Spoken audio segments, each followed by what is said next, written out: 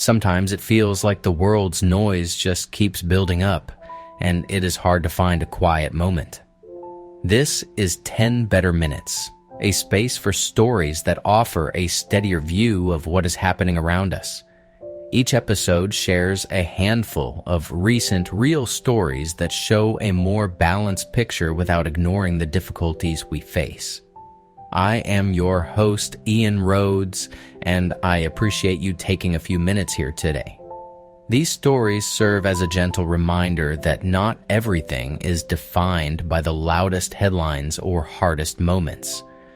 We will begin with a story about grassroots football in the United Kingdom, where more women, players with disabilities, and members of minority groups are finding places to play and belong on and off the pitch.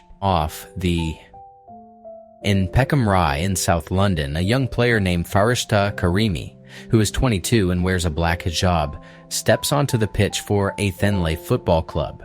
She has a red bib on, the ball comes to her, and after a backheel setup, she scores. It is the kind of moment that looks simple from the stands, but for Farishta, it carries a lot more than a goal. She shared that she had never run in public until about 18 months ago, and she worried the club would not accept her. Over just a couple of sessions, that fear started to loosen, replaced by the steady feeling of being seen and welcomed. A different kind of starting line shows up in Veronica Lentz's memories.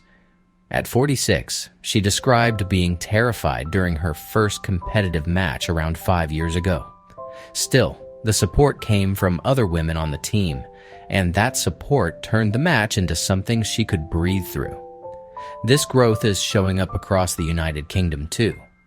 The Football Association reported that women in regular grassroots football are up 19% in the last year, and girls aged 5 to 15 are up 23% between January 2025 and January 2026.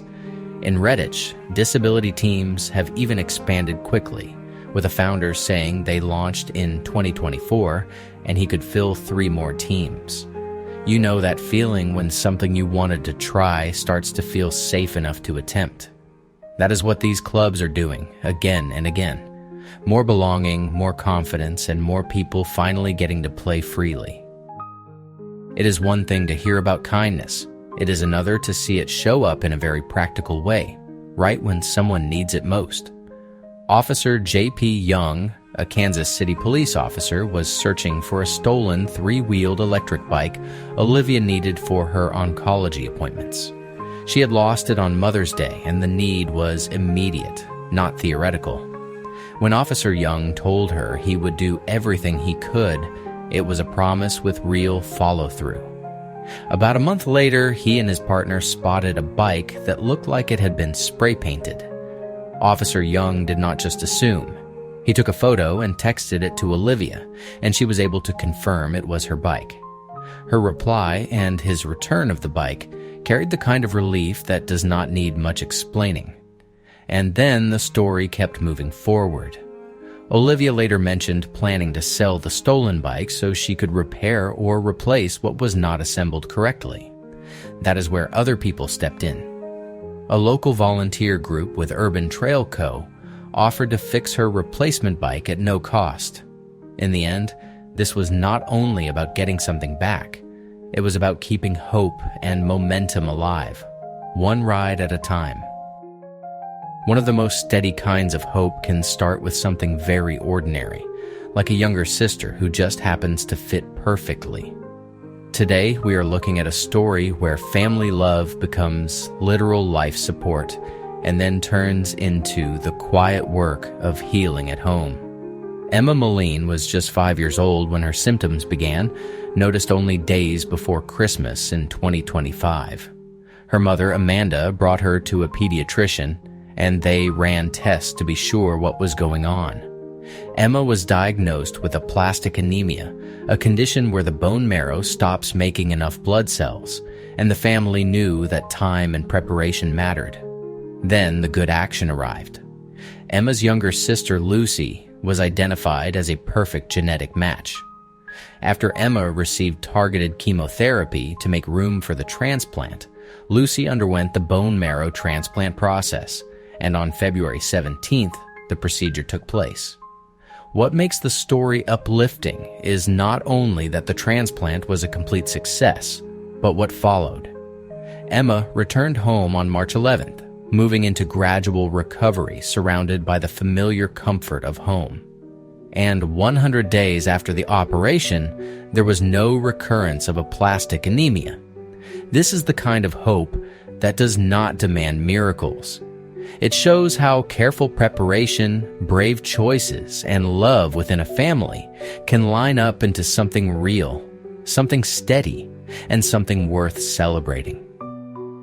It is rare to see a small street creature turn into a neighborhood kind of hero, but that is exactly what happened in Seattle after a short video went viral. And what makes it especially moving is how, through curiosity and care, people started asking how he was doing. A woman named Kiana Hall spotted a raccoon in Seattle and, at first glance, even thought it might be a cat. She filmed him, posted the video on Instagram, and named him Jimothy for no particular reason. In just 3 days, that post reached more than 6.8 million views. Soon, other residents added their own clips, showing Jimothy raiding balconies and even offering glimpses of him earlier with his family. Part of why people could not look away was his unusual appearance, which led wildlife experts to describe what seemed like short spine syndrome. They did not treat it like a mystery to solve or a problem to sensationalize.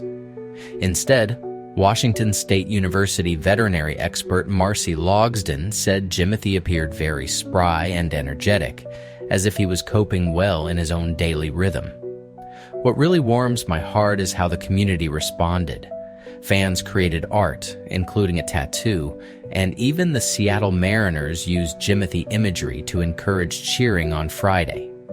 In the middle of a fast-moving internet moment, this is what lingered for me. The simple, hopeful idea that watching closely can turn into cheering gently for someone who is trying to make it out there. There is something quietly hopeful about watching scientists and caretakers choose patience, not just action, when a river needs rebuilding. In Tongjiang City, environmental authorities from China and Russia gathered on the first Tuesday in July to release millions of young fish into the Amur River. Reports described about 5 million juvenile fish heading into the current, including roughly 200 juvenile Amur sturgeon and about 485,000 juvenile coluga. The same ceremony also released millions of silver carp and grass carp fry. Some of the sturgeon, according to Global Times, received fluorescent marker injections, a small visible clue meant for tracking later, when the river is no longer offering easy answers. The point was not only to add life, but to learn how that life endures. Back in 2008, a visit had found Heilongjiang's giant sturgeon were already gone after chronic overfishing, and later release efforts had not always led to clear increases in mature numbers. So this time, the work leaned on observation as much as release. Chen Huifa, director of the Heilongjiang Aquatic Animal Resources Conservation Center, said that monitored Kaluga and Amur sturgeon can live to 5 years and older. In 2025, they recorded a sturgeon that lived for 8 years. Maybe the most uplifting part is how ordinary it feels. Mark a fish, watch it over time, and keep returning to the water with care. As always, I have a simple tip for you to help your mind unwind and make room for a little more ease in your day. Today, we are talking about one small habit that can change how you fall asleep and how your brain feels when you wake up. Specifically, do not check the headlines right before bed. It is so tempting. You finish your evening routine, your phone is in your hand, and suddenly you are reading urgent updates as if your body needs to stay alert all night. But your bedtime is not a news desk. It is a boundary. When you scroll right before sleep, you feed your brain new problems, new arguments, new images, and it often brings them with you into the dark hours. Instead, try a gentle rule. If you want to read, do it earlier.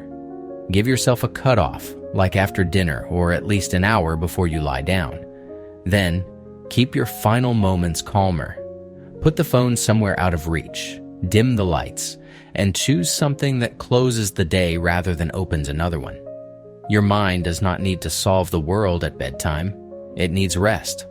Let tonight be quiet enough for tomorrow to feel possible. Well, we made it to the end of this episode, and I just want to say thank you for spending part of your day with me. If today felt a little heavy, I hope these stories, even quietly, helped you feel what I still believe is true. People keep choosing decency. Kindness still shows up in small ways, and there is more good happening than the noise suggests. If you want more of 10 Better Minutes to come back to on days when you need some lighter air, please follow or subscribe. New episodes are posted every day. And if you have a good news story link or a local positive thing happening near you, share it in the comments. I genuinely look forward to reading what you send. This is Ian Rhodes with 10 Better Minutes. Take care, and I will see you tomorrow.